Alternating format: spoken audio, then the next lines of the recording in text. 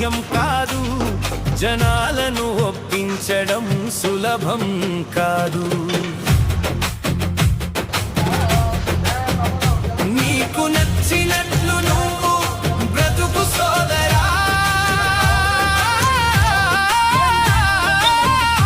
అందరికీ నచ్చేలా బ్రతకాలంటే కాదురా. నీకు నచ్చినట్లు నువ్వు బ్రతుకు సోదరా, అందరికీ నచ్చేలా బ్రతకాలంటే కాదురా. ఉప్మా కేజీఎన్ ఉప్మా.